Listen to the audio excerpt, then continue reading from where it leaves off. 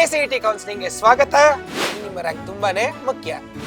ಯಾರಪ್ಪ ಅಲ್ಲಿ first rank? ಪಾಪ ಇಲ್ಲಿ ಏನಪ್ಪ ನಿಮ್ ಡಾಕ್ಯುಮೆಂಟ್ಸ್ ಇದು ಚೆಕ್ ಮಾಡಿ.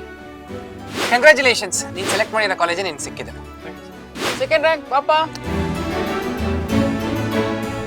ಸರ್ ತಗೊಳ್ಳಿ.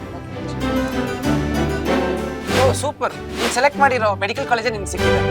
ಸೊ ಇದನ್ನೇ students first in first out queue data structure ಅಂತ ಕರಿತೀವಿ. ಯಾರು ಫಸ್ಟ್ ರ್ಯಾಂಕ್ ತಗೊಂತಾರೆ ಅವ್ರಿಗೆ ಜಾಸ್ತಿ ಪ್ರಯಾರಿಟಿ ಇದೆ.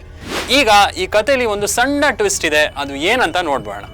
ಮೇಡಮ್, ಈ ವರ್ಷದಿಂದ KCET rules and regulations change ಆಗಿದೆಯಲ್ವಾ? ಹೌದು ಸರ್. ಯಾರಪ್ಪ ಅದು 10,000 ರ್ಯಾಂಕು? ಪಾಪ ಬೇಗ. ಸರ್ ನಂದು ಫಸ್ಟ್ ರ್ಯಾಂಕ್. ಏನಪ್ಪ ನೀನು ನ್ಯೂಸ್ ಪೇಪರ್ ಓದಲ್ವಾ?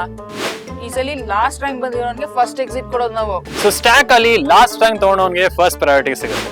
ಸೊ ನಿಮ್ಗೆ ಯಾವ್ದು ಬೆಟರ್ ಅನ್ಸುತ್ತೆ?